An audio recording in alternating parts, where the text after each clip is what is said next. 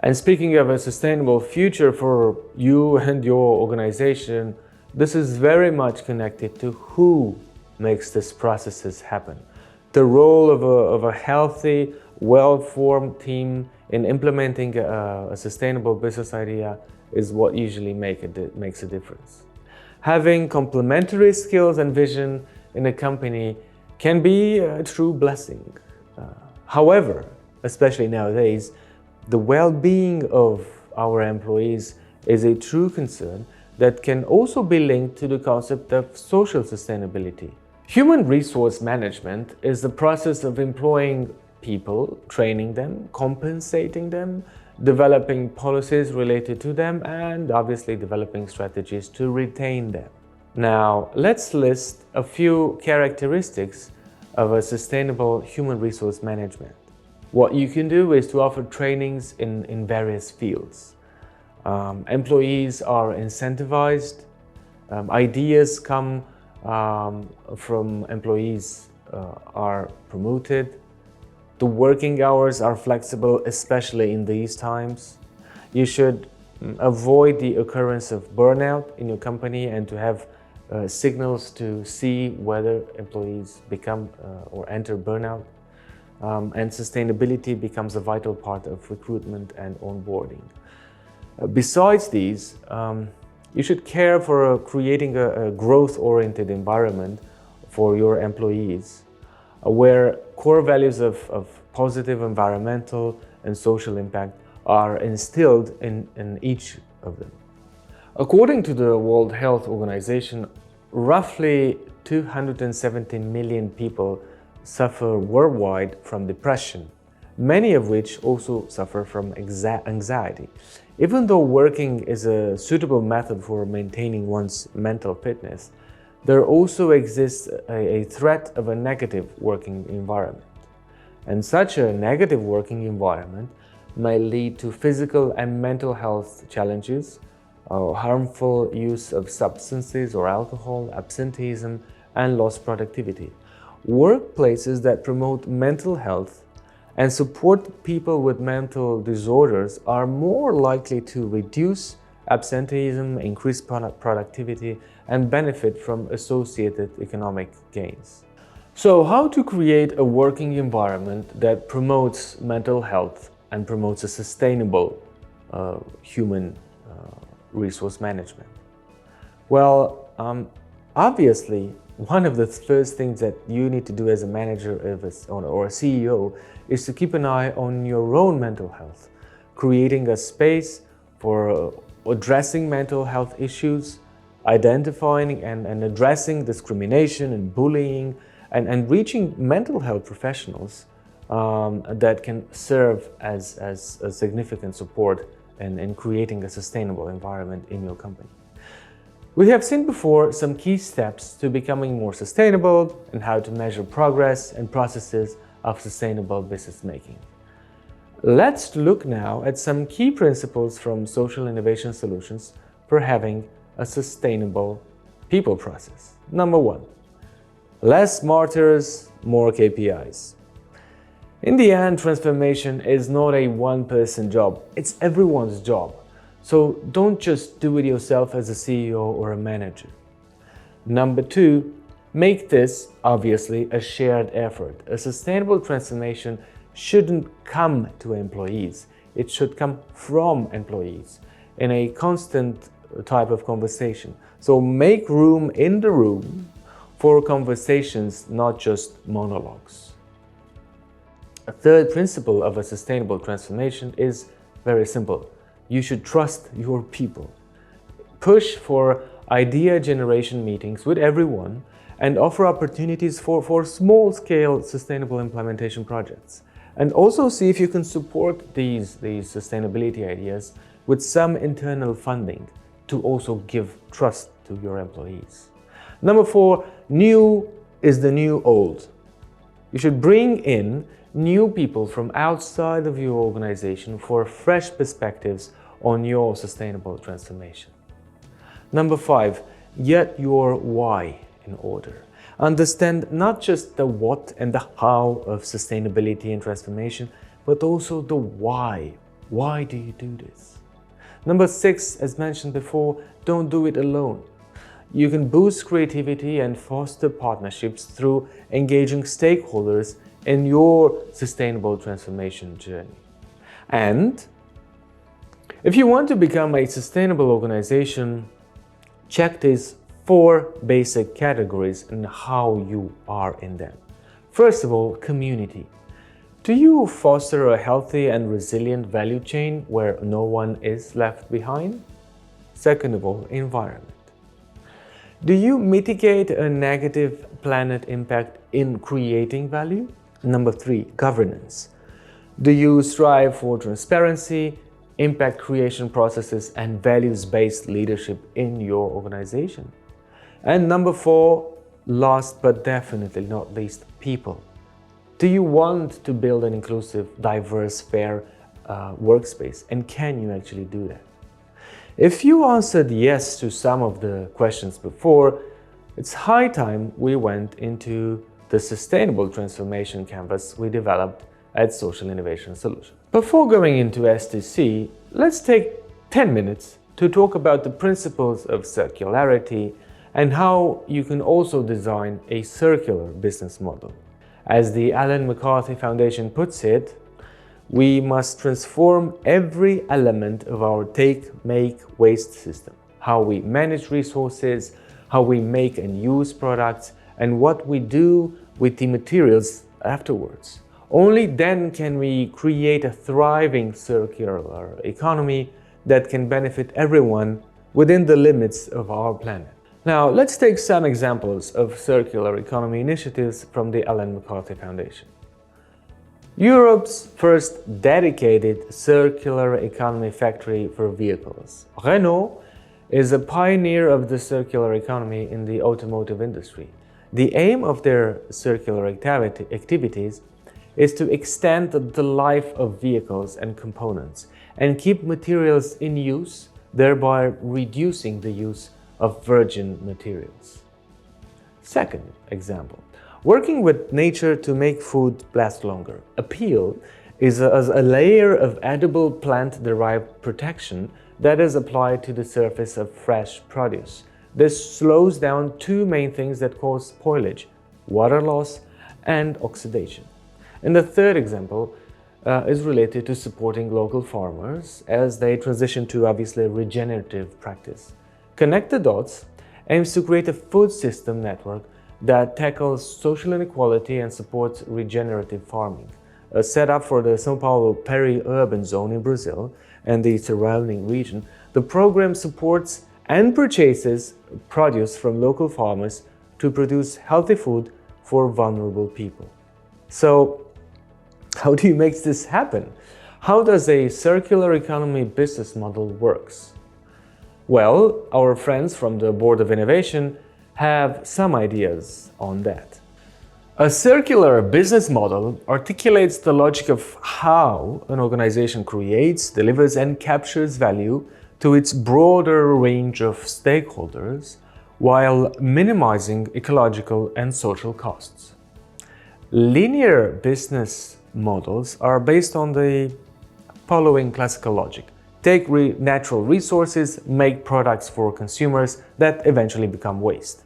Circular business models contribute to a circular economy by adhering to the circular economy's 3 fundamental principles. The first principle of circular economy is design out waste and pollution. The second one, keep products and materials in use. And the third one, regenerate natural systems. To create a circular business model, you can follow these 3 simple principles. Number 1, source products and materials from the economy, not from ecological reserves. The second principle, see if you can create value for customers by adding value to existing products and materials. And number 3, create valuable inputs for businesses beyond your consumer. Circle economy, for example, has put forward a series of core elements of what a circular economy business looks like. So let's take a look at some of these core elements of circular economy. The first element is try to prioritize regenerative resources. Ensure renewable, reusable, non-toxic resources are utilized as materials and energy in an efficient way. For example, Vitens is the largest drinking water company in the Netherlands and is pioneering innovative approaches to ensure a sustainable and continued supply of drinking water to the country. Cine, another startup in the tech world, develops a big data platform to help players in the maritime industry optimize their operations and limit their environmental impact. By leveraging sensors and numerous algorithms, the startup's solution helps prevent air, water, and noise pollution. The startup does so by providing its clients with real-time insights and alerts based on data autonomously collected from their ships. Robots and sustainability? Well, the startup called Yadis develops autonomous robots that collect floating waste, macro waste and hydrocarbons in marine environments. Within a zone that is predefined by the user, the robot moves autonomously thanks to its LiDAR sensors and collects waste in a net. This device enables marine ports and industrial companies to clean up polluted bodies of water autonomously, thus reducing human efforts and risks. Bright Solar develops, for example, photovoltaic glass with 70% transparency and glass that automatically tints itself based on the level of light. The company targets the construction industry and greenhouse farming. Its solar glass allows plants to photosynthesize and farmers to generate electricity in order to reduce operational costs. Another startup in the sustainability world is Daphne Technology. They have developed a solution to remove harmful gases from gas engine rejections. Its product, Sulpure, eliminates 99% of nitrogen oxide and 85% of sulfur oxide from marine engine exhaust gas in 3 stages: a pre-filtration unit, a patented nanotechnology purification unit, and a byproduct collection unit. The solid byproducts can be sold as fertilizer, and the startup's second product uses the same technology to remove methane from natural gas engines. Ulemco, for example, offers a transformation service for diesel-powered city trucks based on the incorporation of a hydrogen reservoir and the adaptation of their engine to this new fuel. This process allows trucking and fleet management companies to reduce their carbon emissions by up to 60% and to reduce, on the long term, the costs related to the rising prices of traditional fuel. Another principle of circular economy is to stretch the lifetime of your products. While resources are in use, maintain, repair, and upgrade them to maximize their lifetime and give them a second life through take-back strategies when applicable. For example, Royal Philips is a global healthcare company that aims to make the world healthier and more sustainable through innovation. The company is starting to focus on remanufacturing and refurbishing programs for medical imaging equipment. Another principle of circular economy is to use waste as a resource. It sounds super basic, but not that many of us do it. Utilize waste streams as a source of secondary resources and recover waste for reuse and recycle. One example is Renewi, formed from the merger of Shanks and Van Ganselvehikel, is a leading waste-to-product business that operates across 9 countries. The company focuses on transforming waste materials into a wide range of useful products. You can make money out of waste. You should also enable elements. This is a core principle of circular economy. The enabling elements of the circular economy support the implementation and uptake of circularity by removing some of these obstacles for core elements.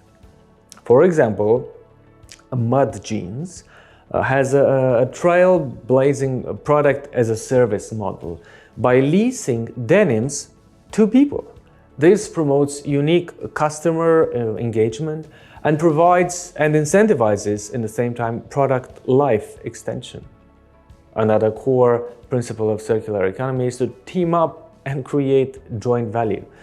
Working together throughout the supply chain, internally within organizations, and ideally with the public sector to increase transparency and create a joint value. One example is DCM. This is a multinational chemical company that is active in health, nutrition and materials. The company engages in frequent collaboration internally to develop innovative solutions and also engages in a variety of partnerships with academia and the public sector.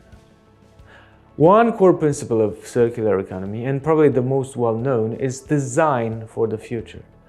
Account for the system's perspective during the design process, to use the right materials to design for appropriate lifetime and to design for extended future use.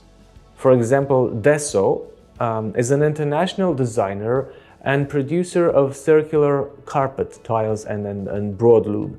The company designs its own products and has developed innovative new techniques that allow its products to be collected, recycled, or reused. If you do circular economy, you should of course incorporate digital technology. You can and should track and optimize resource use and strengthen connections between supply chain actors through digital or online platforms and technologies that provide insights. For example, Flu2 is the first online asset sharing marketplace for companies. The platform reduces costs and increases product utilization by matching supply and demand. In the end, if you feel like you want to be part of the circular economies of the future, try to ask yourselves these two basic questions. Number one, how easy is it to get my product back? And number two, how easy is it to recover value from my product? I think it's high time we went into the sustainable transformation canvas we developed at Social Innovation Solutions. Let's start with the now, the present, and describe how and what your organization is doing. You really need to understand who you are before you go into transformation. What do you offer? Why do you do this? How do you measure your social impact if you aim for one or if you already know you have one? How are you different from your competitors? And now, going to the market section, there's other questions that we can look at. And the first one is obviously about your customers or beneficiaries. Who are they? What are the main needs, jobs, and pains you satisfy? Going to trends now, what are some of the key economic, social, and tech trends impacting your market now? Take about 20 to 30 minutes and go through these questions by adding, of course, the risks question. What are some of the main risks in the way you sell or fundraise if you're an NGO in the current context? We move now to how you implement and going to distribution and sales. What activities do you need to do? How do you sell or even fundraise? What are the channels through which you distribute value? How do you reach your customers and beneficiaries? And what is your sales and marketing plan currently? Moving towards stakeholders and community, some other questions that you should ask yourself as a manager, but especially as a team. Who are your main partners? How do you work with them? And how resilient is your supply chain? You can check in Genesis the rest of the first part of the canvas, from costs, revenues, and innovation processes to how much do you score on the organizational health assessment. It's important to take this X-ray exercise that you do, not just alone, as I was saying before, but it's important to take this exercise together as a team, to really see also what are the differences of understanding between team members of what you actually do, how do you work with customers, and how do you bring value to the world. After doing this analysis of the present together with your team, imagine 12 months have passed since you took the decision that you want and need to become a more sustainable company. Let's just pick, for argument's sake, December 2022. This is in a couple of months for some of you. Now, what do you offer and what problem do you solve? How do you measure your social and environmental impact? And remember some of the measurements that we talked about before. How are you different in this future from your competitors? Going to the section of customers or beneficiaries, do you have or target new types of clients? Can you actually enable them to become more responsible or more sustainable? Are there clients that can make you become more sustainable, or partners for that matter? In terms of trends, 1 year from now, what are the key economic, social, and tech trends impacting you in this future? How good do you understand opportunities in sustainability 1 year or more from now? In the same time, when we talk about sales and distribution, ask yourself if your activities in the future have changed. Is there a new tech you use in a sustainable way? Do you sell differently? Are your distribution channels sustainable or circular? Or have you started a process to understand that and see what are some of the negative impacts of your work? After you understand a bit together with your team again, how your sustainable company starts 12 months from now, or even 2 years from now, it's important to really understand what needs to happen. Most companies want to go somewhere but forget along the lines how they actually need to do that and who does that. If we move to the transformation section of the canvas, we need to go obviously into what needs to change. So what products or services do you need to transform? You need to describe the needed change, estimate the costs and where the money and the resources come from, and who does what. Most importantly, put this in a very serious and structured timeline and see who and how you do the evaluation. Continue in a similar process for new revenue streams or for what processes and roles you need to let go or add. Transforming your organization into a sustainable one is not necessarily an easy task, but a sustainable future is the only one we can afford. Follow us in Genesis for more resources and courses of sustainability, foresight, and innovation, or in our programs like Future Summit or Future Talks. Thank you very much, and let's see each other in the future.